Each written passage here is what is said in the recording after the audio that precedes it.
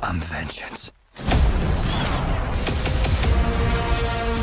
What's black?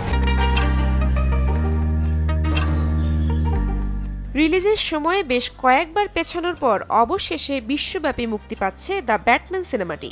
আগামী 4 March বিশ্বব্যাপী প্রেক্ষাগৃহে আসছে বহু প্রতীক্ষিত এই সিনেমা।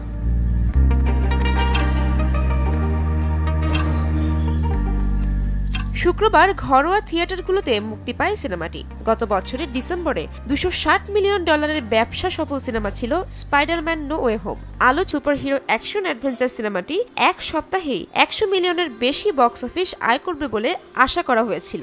রেকর্ড করেছে ব্যাটম্যান। এক সপ্তাহে 100 মিলিয়নের বেশি আয় করা সিনেমার মধ্যে দ্বিতীয় অবস্থানে আছে সিনেমাটি। মুক্তির প্রথম 3 দিনেই এর আয় ছিল $140 মিলিয়ন।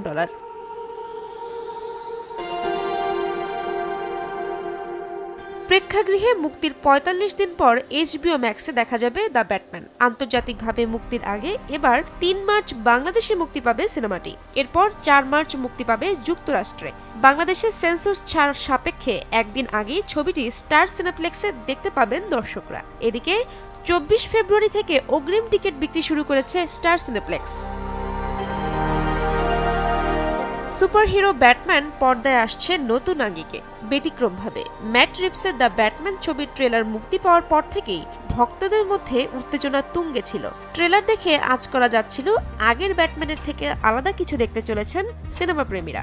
আর তাই হলো, ঘরোয়া থিয়েটারে মুক্তির পর থেকেই সোশ্যাল মিডিয়ায় প্রশংসার জোয়ারে ভাসছে সিনেমাটি। সিনেমাটিতে দ্য ক্যাপ্ট ক্রুসেডার চরিত্রে অভিনয় করেছে রবার্ট প্যাটিনসন। এবারে ব্যাটম্যানের চরিত্রটিও পর্দায় ফুটিয়ে তুলেছেন তিনি। রবার্ট ছাড়াও Christian Bale, George Clooney, Michael Keaton, Ben Affleck ও ভাল কিলমারকে দেখা গিয়েছিল ব্যাটম্যান চরিত্রে। কিন্তু এবারের ম্যাট রিভসের দ্য ব্যাটম্যান চমকে দিয়েছে সবাইকে। ট্রেলারে দেখা গেছে ব্যাটম্যানের অন্ধকার ও হিংস্র রূপ। ট্রেলারে প্যাটিনসন বলেছেন, ভয় একটি হাতিয়ার, যখন আলো আকাশে আঘাত করে এটি কেবল কোনো বার্তা নয়, সতর্ক বার্তা। ব্যাটম্যানের চিরচেনা গাড়িটিও বাদ পড়েনি ট্রেলার থেকে। হলিউড অভিনেতা রবার্ট প্যাটিনসন জানিয়েছেন, দ্য ব্যাটম্যান ছবির শেষের অংশ দেখলে সিকুয়েলের অপেক্ষায় থাকবেন দর্শকরা, কারণ শেষেই আছে বিরাট এক চমক। ইশরাত জাহান, সময় সংবাদ।